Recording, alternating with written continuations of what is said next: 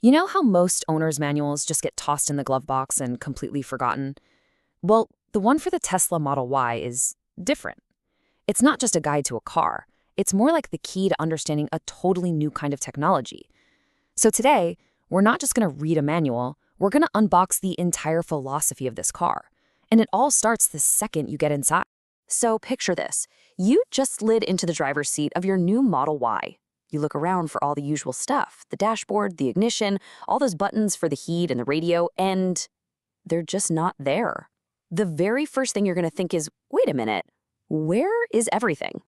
And there's your answer. Almost all of it is right here on this one big central touchscreen. I mean, look at that. The super minimalist interior isn't just a design choice, it's a statement. It's the very first clue that you got to think about this car in a whole new way. Yeah, this whole idea, this radical simplicity, it's the foundation for the entire experience. The manual isn't just teaching you how to use a car, it's teaching you a completely new way to interact with one. The manual points out that pretty much everything, from cranking up the heat and AC to turning on your headlights, it's all done through the screen. That's a huge shift, right? It's moving the car's brain away from a bunch of physical switches and into pure software. So really, the best way to think of this touchscreen is less like a dashboard and more like your computer's desktop or your phone's home screen. It is, without a doubt, the command center for the entire vehicle. And just like your phone, you get to make it your own. The manual shows you how to just press, hold, and drag the apps you use most, like, say, the seat heaters or defrosters, right down to that bottom bar for easy access. What this really means is you're not stuck with some factory layout. The car's interface actually adapts to you. But what about actual physical controls? I mean, you look at the steering wheel, you'd expect a ton of buttons, right? But instead, you just get these two clean, simple scroll wheels. That's it. But don't let that simplicity fool you, because those two little wheels plus your voice unlock a huge number of functions. The manual has pages of voice commands. You can literally just say, open the glove box or turn on dog mode, and boom, the car just does it.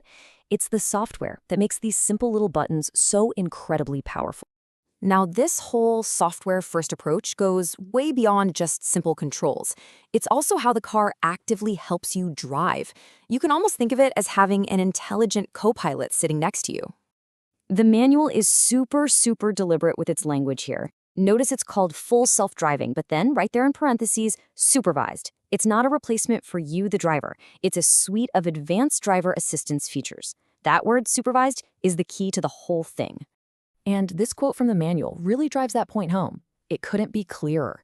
No matter what cool features are turned on, you are always in control. It's not the car driving itself. It's the car assisting you and you supervising it. It's a partnership. But the Model Y is built to be more than just a way to get from A to B. The moment you put it in park, it totally transforms, really leaning into that whole gadget on wheels idea. Yeah. The manual makes it clear the car's job doesn't stop when the driving does. It's designed to become this personal entertainment hub, changing its entire purpose as soon as you stop. So say you're parked and charging the car. You can just launch the theater app and start streaming Netflix or YouTube. All of a sudden, waiting in your car isn't boring anymore. And then there's the toy box. This is where things get really fun.